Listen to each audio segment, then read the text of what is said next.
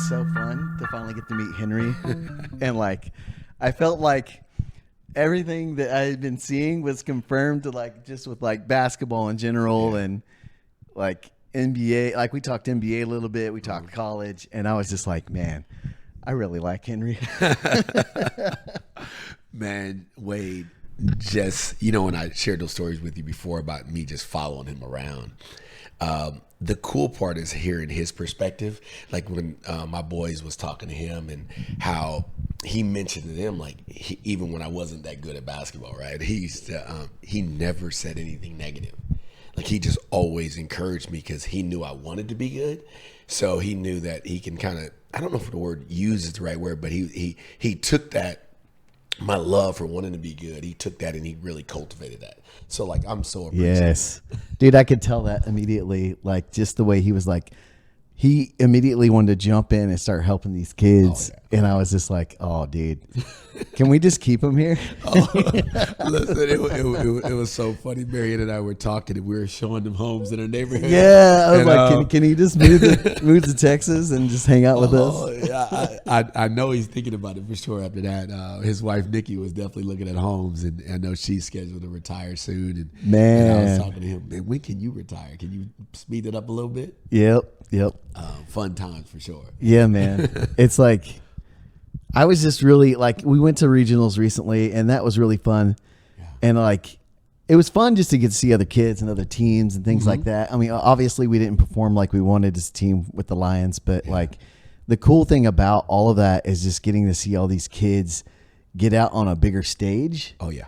And the ones that you see like rising up. Yep. And it's just so encouraging to see like all the work that you put in as a coach, all the things that the kids are putting in, you're starting to see the results. And it's just, it's encouraging for me. Like, even if you lose, to see the kids that are putting in all the effort, you know? Oh yeah. 100%. Like this is funny. I told you the story, but I'm going to tell it for all the guys that are listening to us or watching us. When we were playing one game and I was like taking the video and stuff for the social media, there's this one kid, and I was wearing the shirt, you know, Beyond the Arc shirt. There's one kid's like, oh, the Lions. Right now, man. Come on, let's get Yeah. He was like, oh, look at it. Look at this. Yeah. There we go. Look at that right there, man. Merch, love it. Merch coming soon. Coming soon. Yeah, as we were like chilling, I heard this kid just say, oh, the Lions and Beyond the Arc. I love y'all's videos. And I was like, we had just started. How's this kid already found this? I think his name was Curtis. I think it was Curtis. Okay. Yeah. And I was like, shout out to Curtis. Yeah. I was like, where do you play, man? He's like, oh, the Titans, Lubbock Titans. And I was like, okay, LBK is where I'm from. So me and his parents just kind of started talking about basketball and Lubbock and things like that. And dude, that was so cool to see, like, kids already getting impacted. You know, like, I mean, you that was your first time at a regionals, right? And for some of you that don't know, man, the homeschool basketball circuit is bigger than what people think it is. It was huge. Sometimes they think it's just go out, give those kids something to do when they're homeschooled. Yeah. No, there's some talent there. And coaches that are watching, come check out some of these kids at regionals in Dallas when you get a chance next year, but also nationals in Missouri. I mean, there is some talent at the ATU level.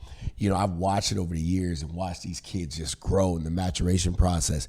Like it's challenging to me as a coach to prepare the team that I coach, the Texas Lions, to be ready for like that next level stuff, right? And so, but also the experience, the environment. Like some of these games is so loud. Man, I lose my voice every single tournament. First game for my oldest, I was done halfway through the game because I was just yelling. I was like, "Move the ball, run!" You know. Oh man, it's fun. It's a fun environment for sure. So I love it. So funny story about that too, because I don't know if it's in you when you're a coach, you just yell. My wife had took my younger son to his game that was in a different gym. Okay. And I was like prepping her like, hey, tell him this, da-da-da.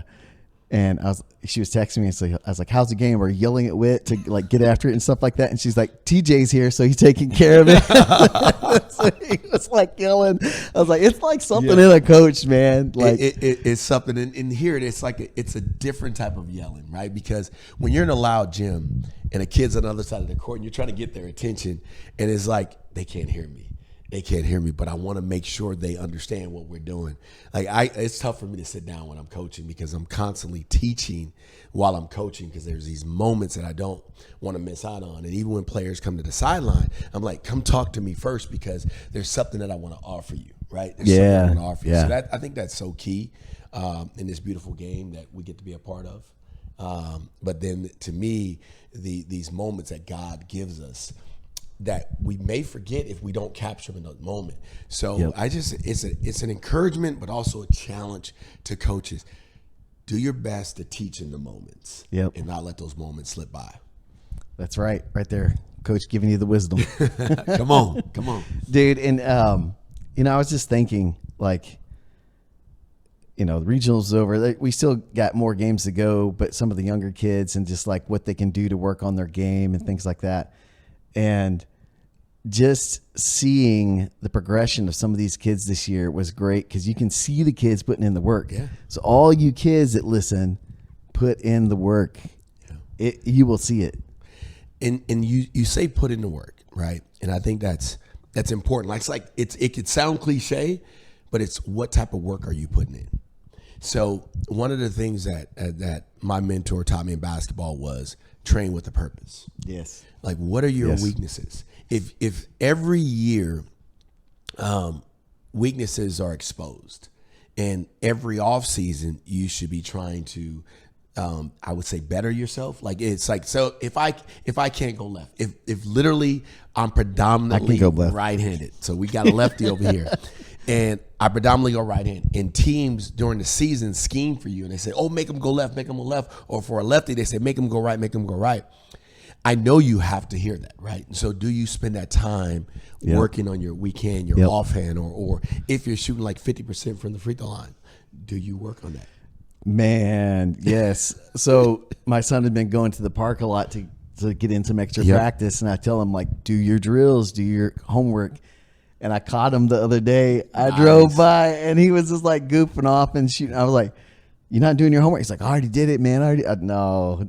Like sometimes I know it's good to like just get up and play sometimes on the playground, but like it's always good also to like, you got to be improving, right? You can't just stay stagnant. You cannot, man. I've watched different kids over the years and their attention to detail. Right, and you watch them improve and grow as ball players, not only physically but also mentally. Being willing to study the game, like what are their calls? What's a pin down? What's a cross screen? There's all these different things. This terminology, and the kid look at you like, well, what is that? I also encourage kids when they're watching, especially March Madness is getting ready to come up. Oh my gosh, March! Like I'm hyped for March Madness. I love March Madness. And so when you're watching it, put your phone away. Just put your phone in another room and then turn the volume up and listen to the commentators, right? And because you have your play-by-play guy that's talking about it. Usually times they'll pair them up with a coach, and that coach is kind of like teaching and directing and talking about things. You'll learn so much about the game and that stuff. Now you're training your mind in it, right? From a skill set standpoint, I was watching my youngest son Levi the other day, and he had a rough regionals in a sense of as what he wanted to play more, right? And I know where he's at as a player, and does he have the potential to play more? Yeah, absolutely. But I have this thing with coaches. Like I don't go to a coach and say, hey, you better play my son. Right. I would rather my son be so good that a coach has to play him. There's no question, right?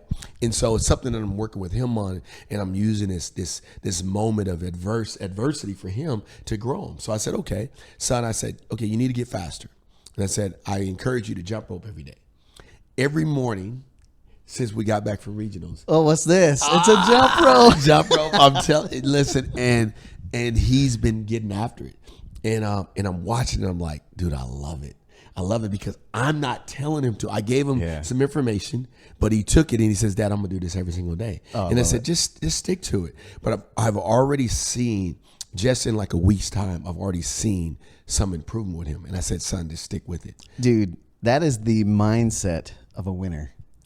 I think it is determination and coachability are like two things, the mindset of a winner. And like, I love, for some of you guys that don't know Levi, he's in 14U, right? Yep. And so like seeing him even at like Go Get It Academy and things like that, seeing how good he already is at his footwork and things like that.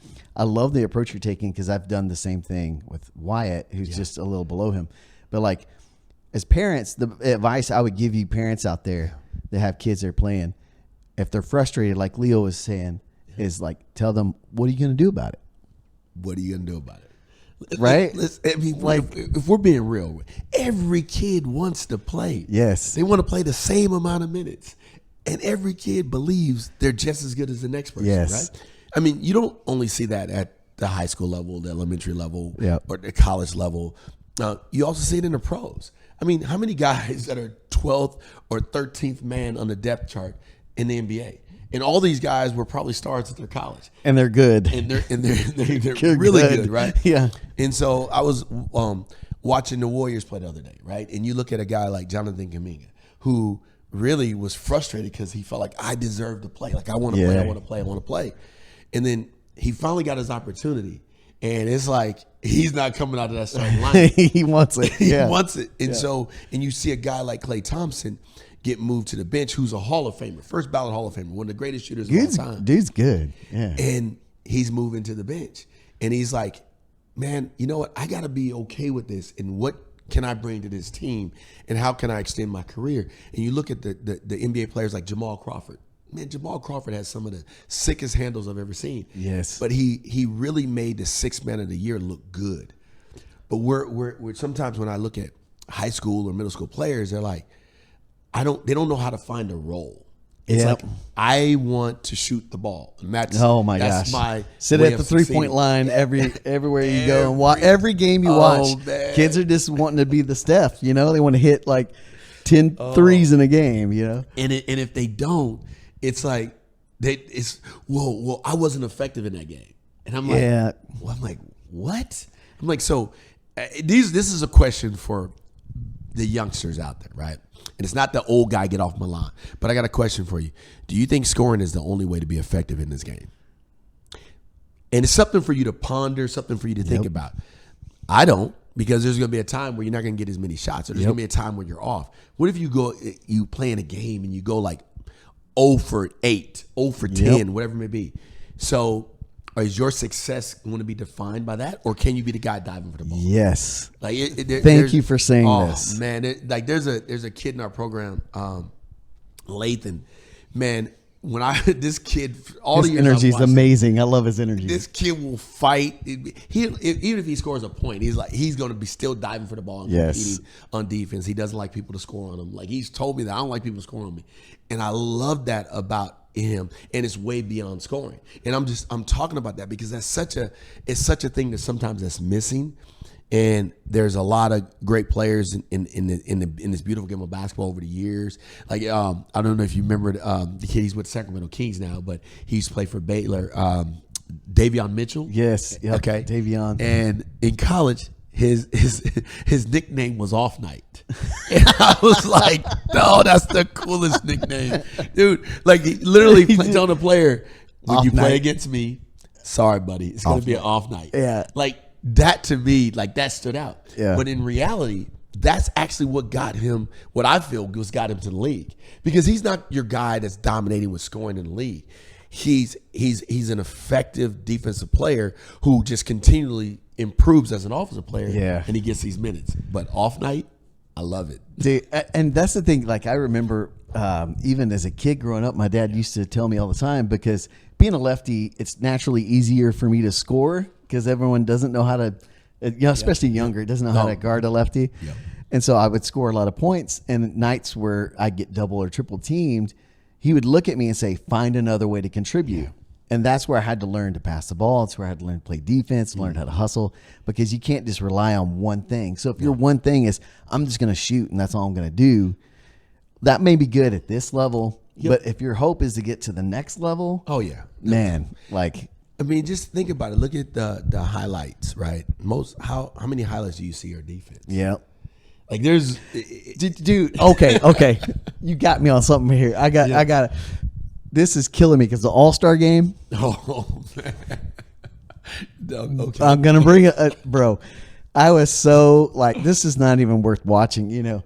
And all I saw on like social media the next weeks was like showing Kobe D'ing up LeBron 94 feet and like the old school like All-Star where they played defense and how hard they're playing. I was like, what happened to the game, man? Where it's like people are like Jordan would always say, like, you never know who's there to watch you. Be their only time to watch you. Like, man, and so like when you say defense, the All-Star game, there's zero defense. There's none. It's nothing. I mean, unfortunately, right, the All-Star game now, like the viewership has been down. Yeah. Right? Because people want to see competition. And I get it where the players like, I don't want to get injured and yada, yada, yada. But, you know, ultimately, you can get injured walking to your car. Right. I mean, guys twitch, rolling ankles, doing all kind of stuff. So my thing is like, what are we going to do in the NBA? This is NBA, figure it out. Like, what are we going to do? Well, because people like, it's a product, it's entertainment, and people want to watch it. But the All-Star game,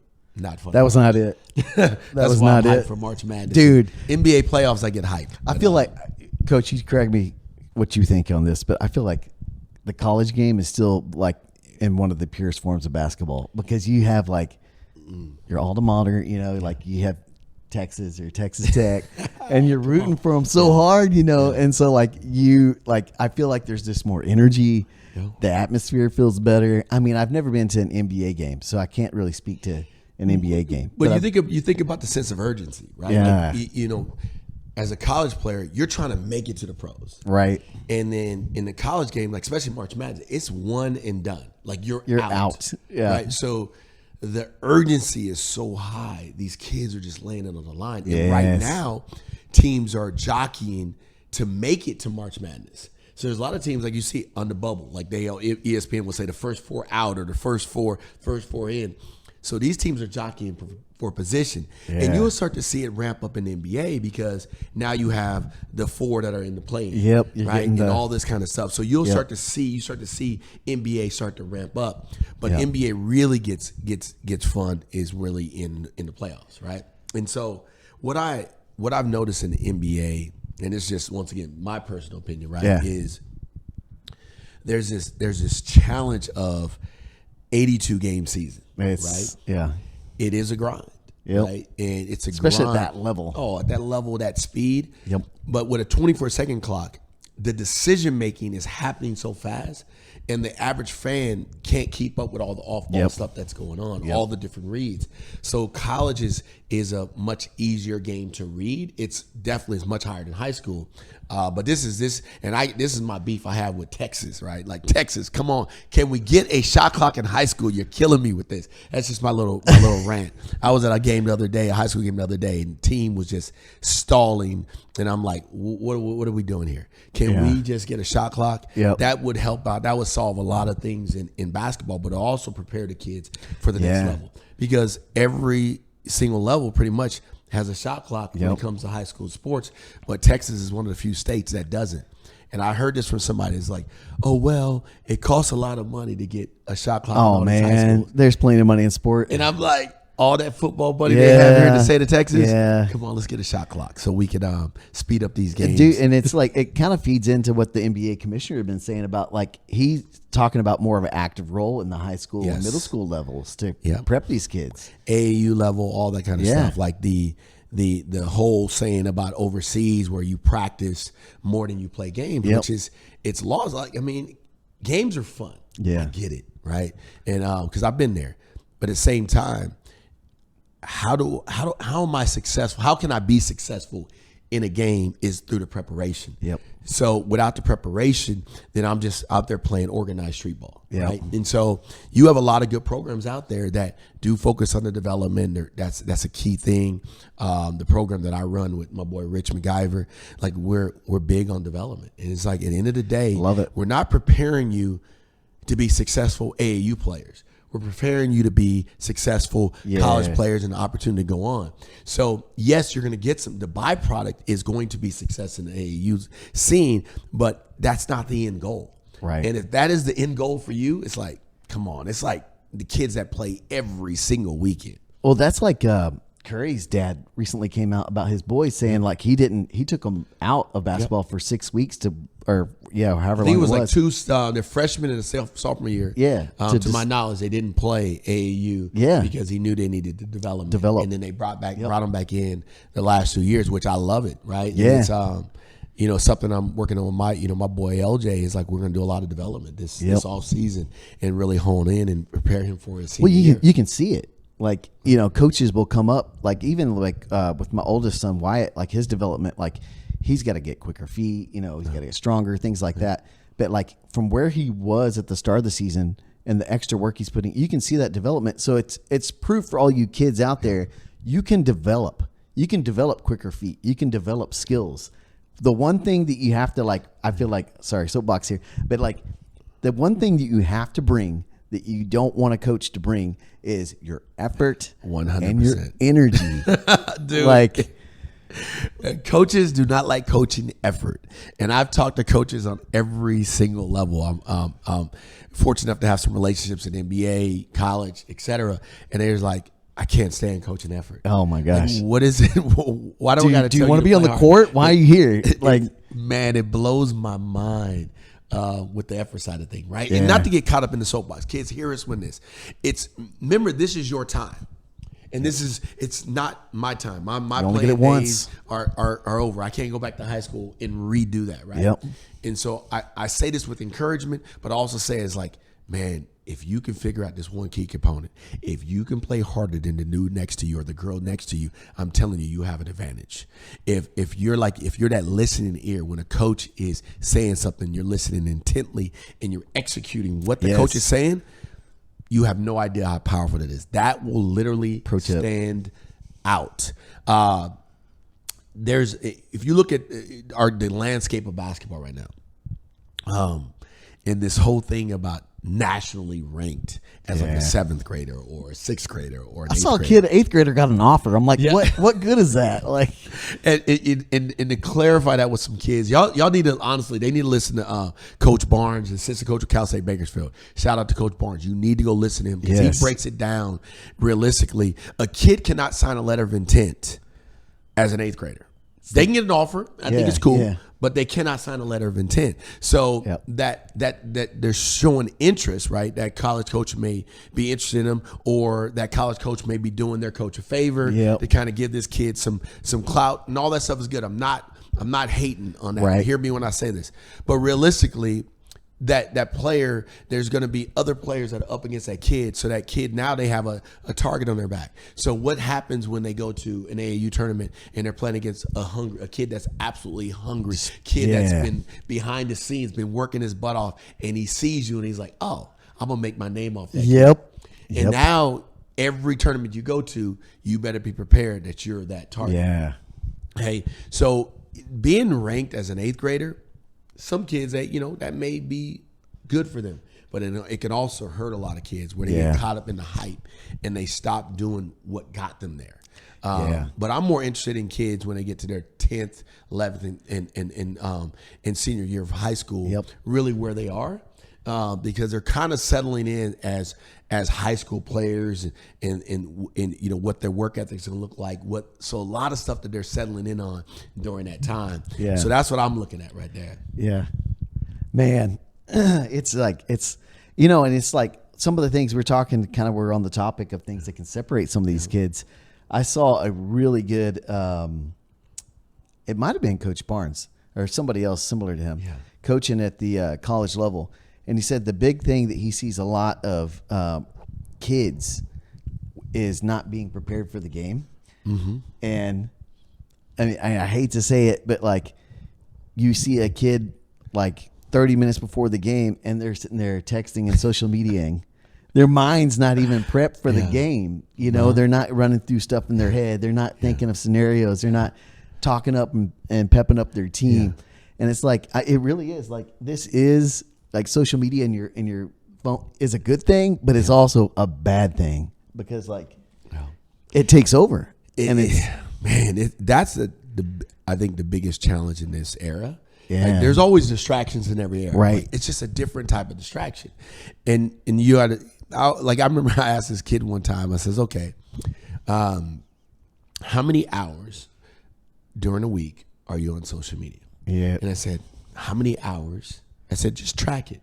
How many hours are you training at your craft? And when I asked this kid this question and they went a week, ooh, oh man, it was. You just were like, oh, okay, coach. Outside of practice, they practiced 30 minutes for a week. Ooh. And their screen time, whether it's video games, whether it's social media, whatever, was 30 hours. And I was like, wow. It's at the end of the day, you can tell me you want to be great at this game. But what are you doing about it? But what are you doing about it? Yeah. Are you one of those kids that on a quote unquote day off where they're like, I'm gonna sleep in until noon, or on a school day, I want to wake up right before I have to leave for school, brush my teeth real quick, head out the door. And but a lot of little things. It's one of the things that I was fortunate enough to work out with Tim Hardaway one time, play some pickup basketball with him and work out with him a little bit. This was a long time ago. Thanks, shout out Keith Jennings. Thank you for, and I remember him saying to me, he said, young fella, while the next man is sleeping, you got to be working. Yes. And I never forgot that. Now I'm not sitting here saying I'm tight with Tim Hardaway. Don't get me on, I'm not saying that, but I did get a chance to spend that Tim time. Hardaway, if you want it. And now, Tim, if you want to chat a little bit, my man, Mr. Jennings, it was that nugget. Like, I never forgot that. Yeah. While the next person is sleeping, you got to be working. Yep. And it was a really cool time in my life where I was fortunate enough to see it. And I remember watching Chris Mullin work out one time, and his trainer was fouling him every time he shot the ball. And I'm like, this dude is playing through contact intentionally. Yes. And he's got to make a certain amount of shots in a row. I'm like, that's purposeful training. And, and same thing with Keith Jennings. It was like, train with a purpose, practice with a purpose. Why are you at that gym? And it's like, are you there to work on your shot? Are you there to work on your handles? All that kind of stuff. We go back. And so to speak, we call it a callback, right? We go back to what we talked about earlier, where it's like, when you step into that gym, are you training with a purpose? Yep. Oh. Dude, that reminded me of when Kobe shared how he does his workouts. Now, don't quote me on this because I'm not going to remember it like word for word, but he would wake up at something like 3:00 in the morning, get 4 hours of training in, go home, eat breakfast, shower, like do a few things, go back and train again, go back and eat dinner, do a few things, go back and train again. So he's like, so guys that usually only get 2 training sessions in, I'm getting in 3. Way ahead of me. And I'm getting in all the rest I need. I'm getting in all the nutrition. Like, dude, I was like, it blew my mind to think about, like, you see how good he was on the floor and you see why. It's like all the preparation that he put in for all of that.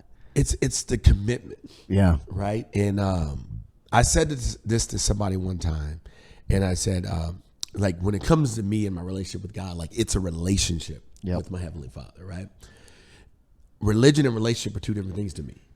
So basketball was like a religion, something I did religiously, something I practiced at. Like Kobe, basketball was like a religion. I don't know where his relationship with God was, but what I'm saying that is, like, he practiced religiously. Like some people, they do the relationship with God religiously, but it's like, the meat and the spirit, walking with that. Yep. So that's a whole different mindset with me, and I don't want people to take that the wrong way when they say, "Oh, what do you mean you practice basketball religiously?" No, that means that I was diligently doing it every single day with the discipline behind it. Yep. And so, and that right there, like, it does take commitment. But if you love something, right? It's like, Yep. oh man, I love my wife, but I never spend any time with her. Yep. I love my kids, but I never spend any time with them.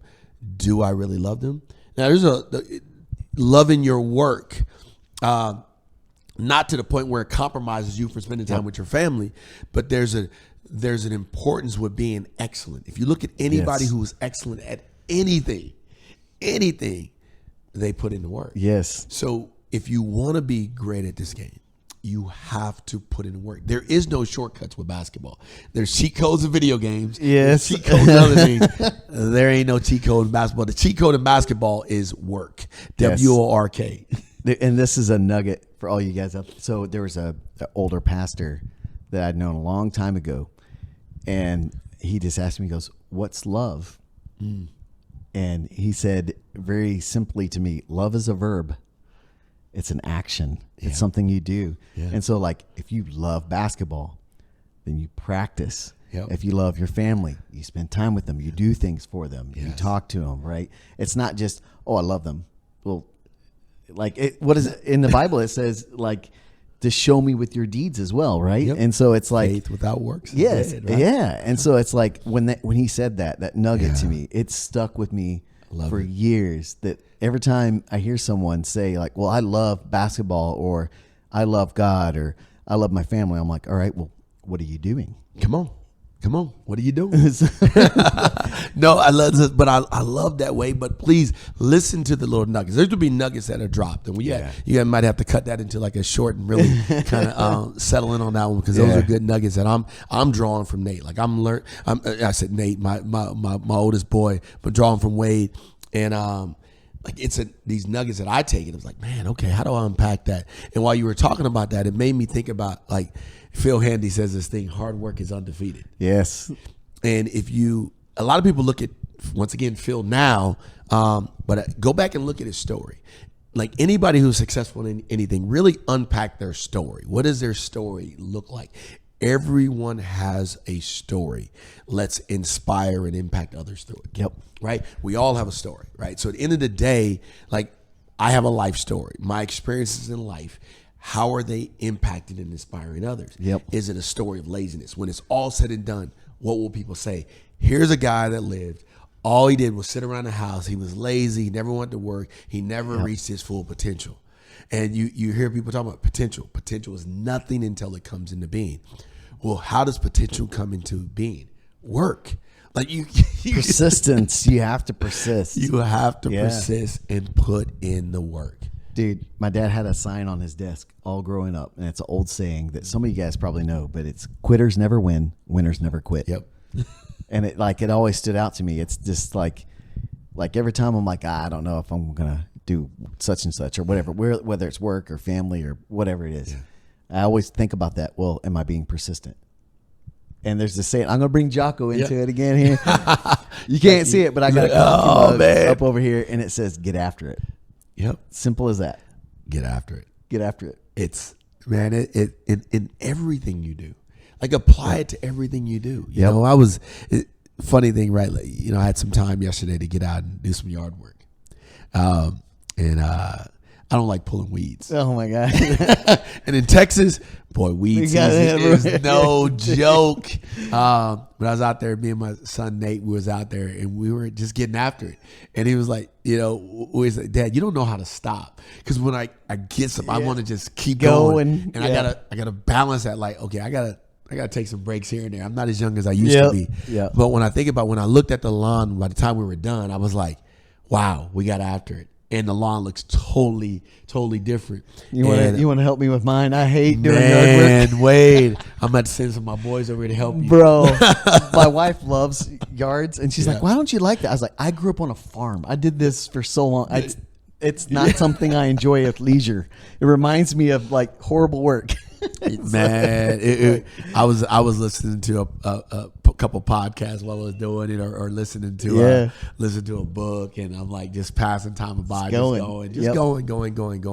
But not to get off on a tangent, but just kind of talking. It goes back to that work ethic. Yes, if you are willing to put in the work, man, the fun you're gonna have playing this beautiful game of basketball.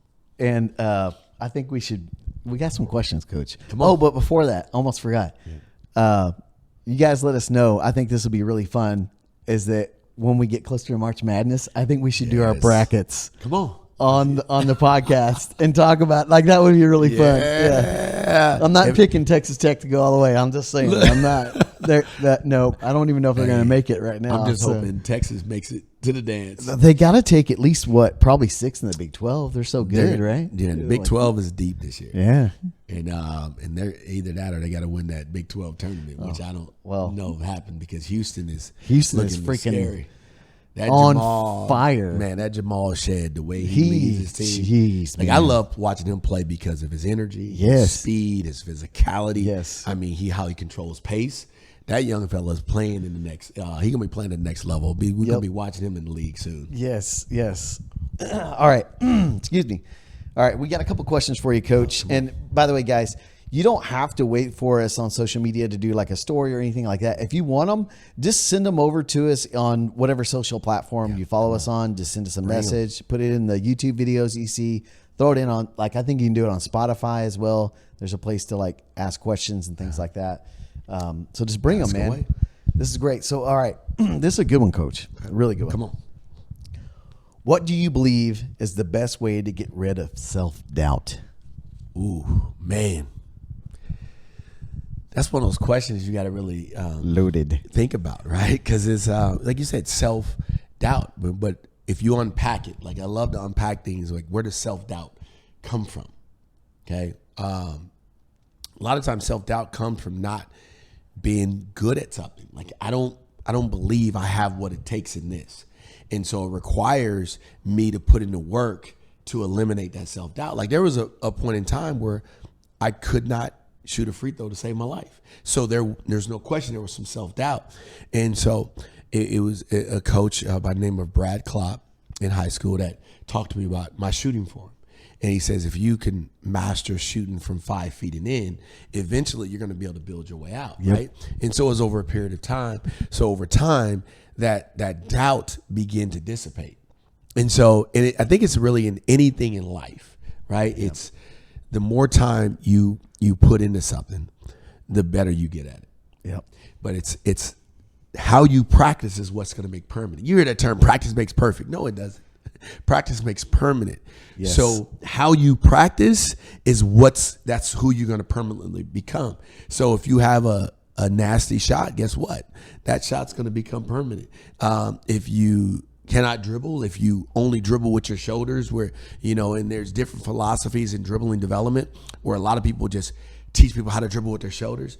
But I always talk about what comes in contact with the ball, my fingers. So what muscles should be strong? My forearms, because that's the contact pattern. Yeah. So I have to teach, a lot of times I teach kids when we're working on dribbling is how to use your fingers. What does that look like, right? Yeah. And so so I can develop that strong contact patch point in it. So so it takes away my doubt when I'm being pressured in the game. Yep. Right? Yep. Like, I just want to expand on that just for a second, a little bit, because you made me think about something. When kids catch a ball on the wing and they get pressured, and the first thing they do is stand up and put the ball backwards, I'm like, there's some doubt there. There's some insecurities there in the sense of like they don't want to get the ball Take back stolen, your space. right? But yeah. So kids, study how to use not only the jab step, but how to get your space back, how to be in a triple threat position, how to take your leg and step between a defender's leg to make sure they move back. That is your space. And that's one of those things, right? Where self-doubt comes from, where I've gotten the ball taken from me so much. This is my way of, if I retreat, I'm going to keep the ball away from him. Where, no, you got to learn to be on the aggressive end. Yeah, it's the one thing that I always took from that, how to get rid of self-doubt, is two things. Success meets preparation, right? Mm-hmm. So if you're prepared, you're going to be successful. So when you're self-doubting, it means you don't believe you put in enough work, right?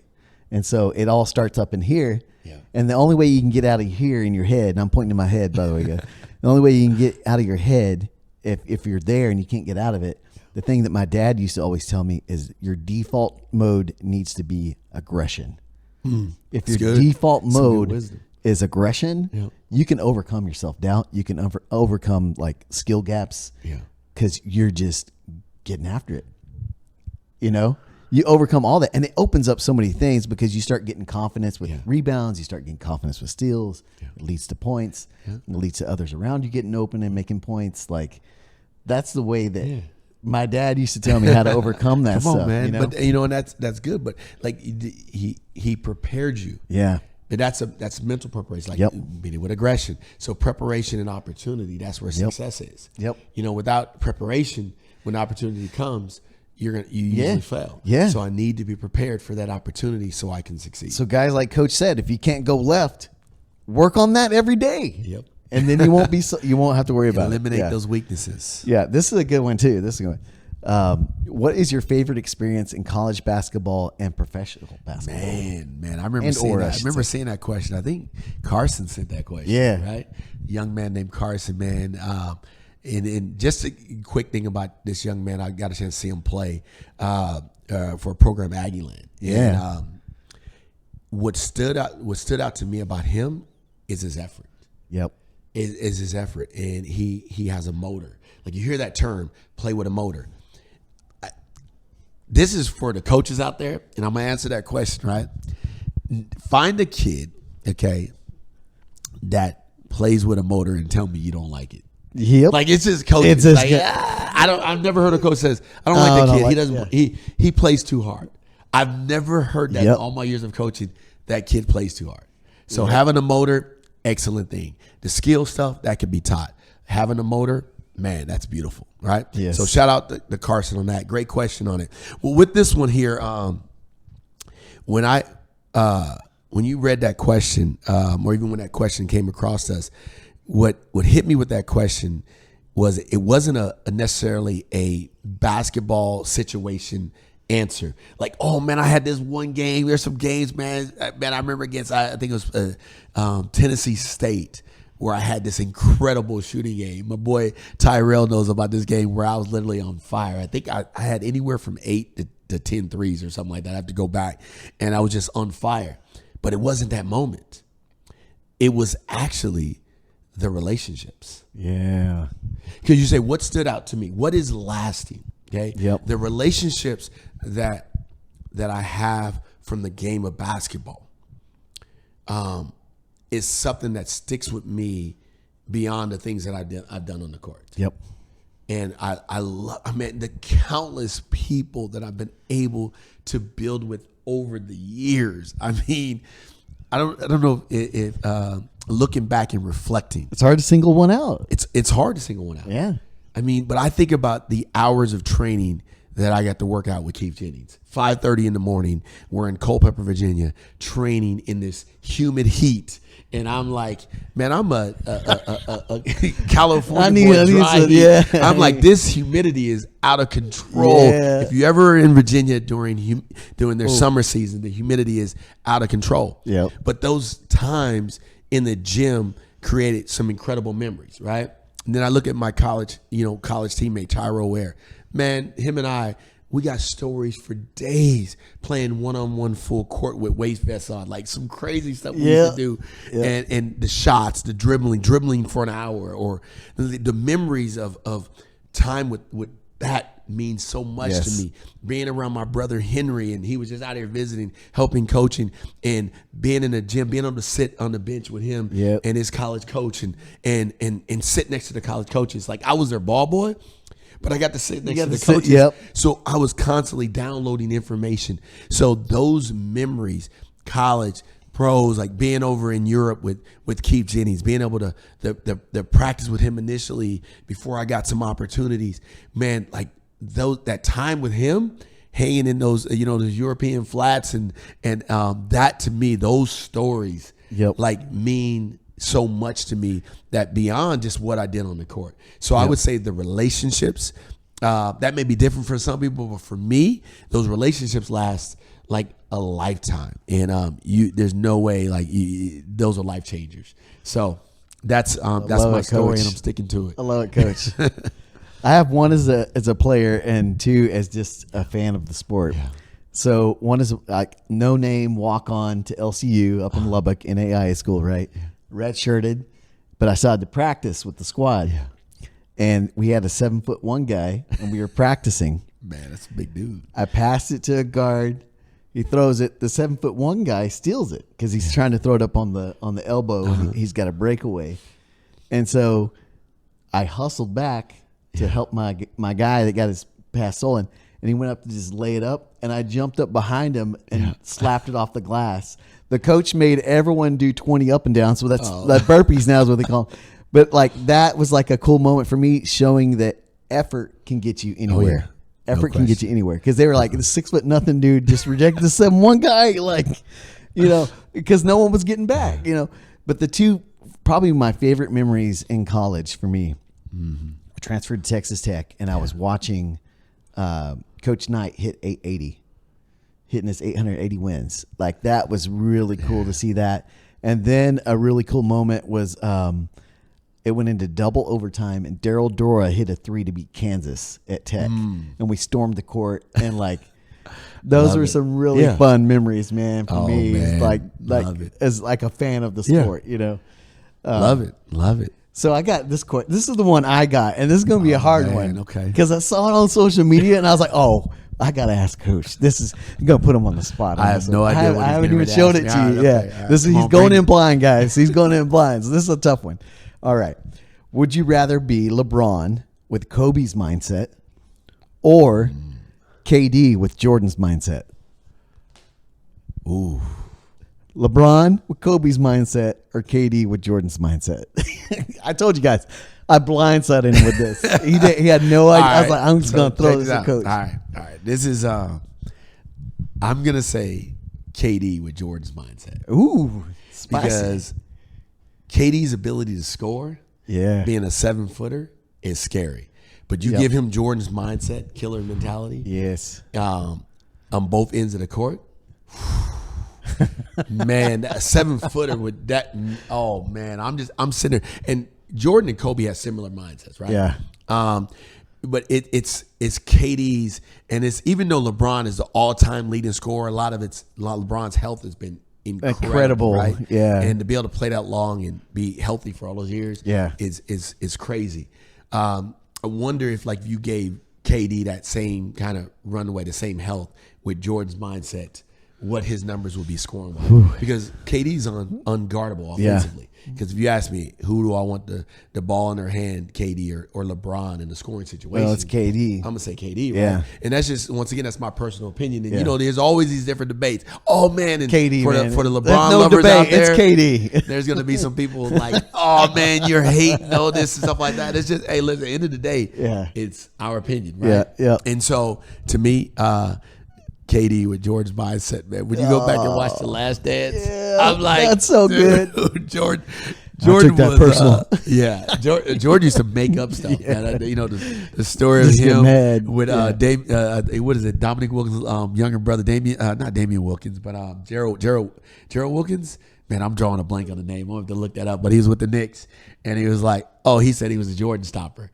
And to come to find out, that story was made up. He just so he could, So Jordan dropped 55 on him the next game. So that's a mentality thing. Or even when Jordan dunked on John Stockton one day, and you look at the old "Come Fly With Me," and he says, won't you pick on somebody your own side?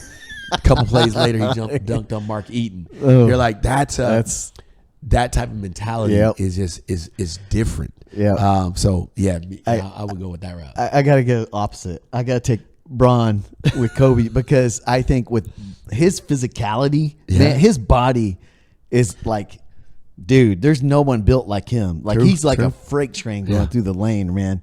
And if you give him someone with like Kobe's mindset, it would be scary. In today's league, he'd be putting in 70 a night. Like, I don't think anybody would stop him. Oh, man, he would be dunking on people. Then he would work on his 3-point game and things like that. He'd work on his mid range, like things like behind the, he's playing with his back to basket. Like, I'm not taking anything away from LeBron's game. I'm just saying if you upped it with his athleticism, like holy crap. I mean, it's like I said, that's a tough question. It's a good question. Because like I think about KD, like because LeBron could guard pretty much anybody with that body. Yep. With KD, you can push him a little bit. Yeah, But you said So, Jordan's mentality. That's So true. He would have So- been in the weight room. Oh, He'd have man, been that that's nutrition. true. Remember That's Jordan? true. He would have bulked up. Yeah. See, that's That's a tough one. Hey, the old Breakfast Club with Yeah. Jordan. So yeah, it'd be interesting to see that for sure. Let us Comment, know. Yeah, let Yeah. us know. Comment below. Let us know what your thoughts are about that one. Yeah, that's good. That's all I had, Coach. That's all you had, Coach? All right. Yeah. Oh, for all you guys, please go rate us we're on Apple now. We're on iHeartRadio. Wherever you listen to podcasts, you can find us now. Go give us a review. Helps other people find us, things like that. Yeah. If you enjoy the podcast. We're growing. Yeah. Same thing as when we're coaching players. I mean, do we love doing this? Absolutely. When we thought about doing this, we want to do this with excellence. So there's Yep. going to be a growth and a maturation process. We're not afraid to couch. fail, to make mistakes. We got the couch. We're gonna have some different merch in the back for these. Eventually. Yeah, Coach doesn't want the Texas. I had to mess with Coach today because I know he is not a Texas fan. Oh. But real talk on that. Just You gonna tee me up if I go like this? oh man, there's gonna be some UT folks horns up that are gonna be like, Yeah, man. that's all right. That's all But right. you know what? That's brotherly love right there. Yeah. The fact that Texas Tech, I didn't play at UT. I didn't go to UT, but You enjoy it. Yeah, I enjoy yeah. it. My boy, played at UT, and so I definitely support him Yeah. and all that good stuff. But no, this is fun. It is, man. It's fun, Coach. It's been fun. Appreciate it, guys. Thanks for watching and listening. Until next time, we out.